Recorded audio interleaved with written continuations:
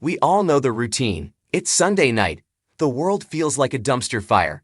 You're dreading Monday morning, and the news cycle has been an endless parade of anxiety-inducing headlines. So what do? We turn on HBO, or Max, or YouTube the next morning to watch a bespectacled British man in a suit yell at the camera for 30 minutes. We watch Last Week Tonight because John Oliver makes the unbearable bearable. He takes the scariest, most boring, or most depressing topics on earth, healthcare, authoritarianism, crumbling infrastructure, and somehow makes us laugh until our sides hurt. But have you ever stopped to wonder what that does to a person? Recently, the curtain has been pulled back just a little bit.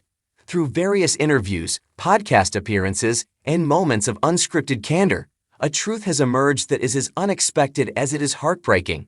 Being the world's funniest town crier isn't just a job, it is an emotional marathon that has, at times, brought John Oliver to the brink. This isn't just a story about a comedian telling jokes. This is the truth behind the toughest episodes, the sleepless nights, and the unexpected confession that proves John Oliver is just as scared, tired, and hopeful as the rest of us. The weight of the main story. Let's be real. Most of us can barely handle reading the headlines for 5 minutes before we need to go look at pictures of kittens on Instagram to regulate our nervous systems. Now, imagine spending weeks researching those headlines.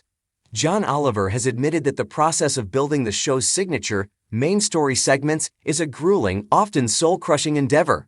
We see the polished 20-minute monologue full of graphics and mascots. We don't see the team of researchers wading through thousands of pages of court documents, testimonies of suffering, and bureaucratic nightmares. The confession here isn't a singular scandalous statement, but a recurring theme of vulnerability. He absorbs the trauma so we don't have to. Take the episodes on the death penalty or the opioid crisis. Oliver has hinted at the emotional hangover that comes after diving that deep into human suffering. He has to process the darkest parts of humanity, understand them inside and out, and then, here is the impossible part, find the joke. Can you imagine the pressure? Trying to find a punchline in a tragedy without being disrespectful, while simultaneously holding powerful people accountable. It's a tightrope walk over a canyon, and sometimes, looking down is terrifying. The Cole episode and the lawsuit that changed everything. If we are talking about the toughest episodes, we have to talk about Bob Murray. You remember the episode. It was a takedown of the coal industry that resulted in a massive defamation lawsuit against the show. While Oliver played it cool on air, eventually celebrating their legal victory with a musical number, the reality behind the scenes was a pressure cooker of stress. This wasn't just about jokes anymore, it was about the First Amendment. It was about the terrifying reality that a billionaire could try to silence a comedian just for telling the truth. In rare moments of seriousness, Oliver has expressed the genuine anxiety of that time. Not necessarily for himself, but for his staff, for HBO, and for the precedent it would set. The unexpected confession here is that he wasn't fearless. He was terrified, but he did it anyway. And isn't that what bravery actually is? It's not the absence of fear, it's being scared out of your mind and still putting on the suit, sitting behind the desk, and pressing the giant red button to release the confetti. The loneliness of the void. Then came the pandemic, or, as Last Week Tonight fans know it, the void. For nearly 2 years, John Oliver hosted the show from a blank, white void, and later, a socially distanced studio, speaking to absolutely no one. No audience, no laughter, just silence. This is where the cracks really started to show, and where the audience fell in love with him all over again.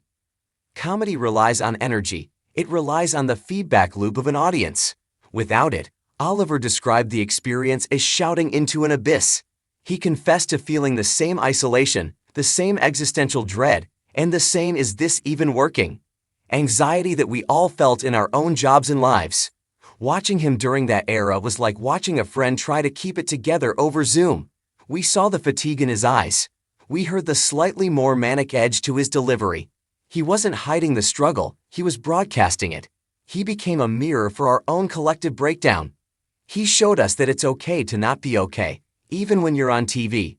Why he does it, the emotional core. So, why keep going?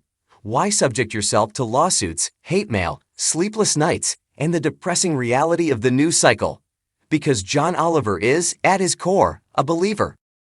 The most shocking truth about Last Week Tonight isn't the corruption it uncovers. It's the optimism it hides in plain sight. You don't spend this much energy trying to fix the world if you believe the world is broken beyond repair. He bought $15 million of medical debt just to forgive it. He started a church to expose predatory televangelists. He created a chlamydia ward, yes, really, to bring attention to conservation. These aren't just stunts. They are acts of defiance against apathy. The confession is simply this: he cares. Deeply. Probably too much.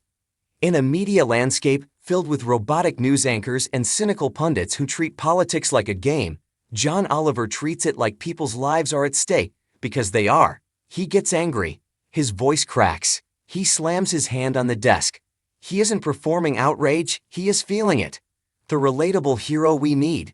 We love John Oliver not because he has all the answers, but because he's willing to ask the hard questions even when he's tired.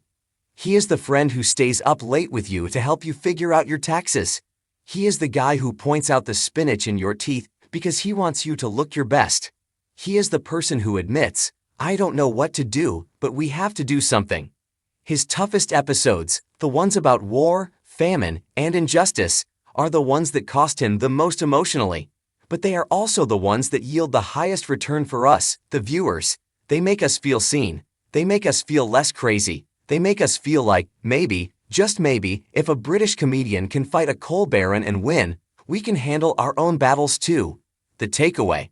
So, the next time you tune in to see John Oliver dissect a topic you didn't think you cared about, look a little closer.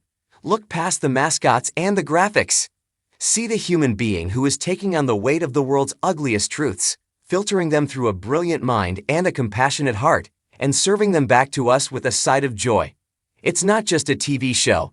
It's a weekly reminder that paying attention hurts, but looking away is worse. And if John Oliver, exhausted, sued, and stressed, can keep showing up, then so can we. That is the power of Last Week Tonight. It doesn't just inform us, it fuels us. And honestly, that is worth every single agonizing moment it takes to make.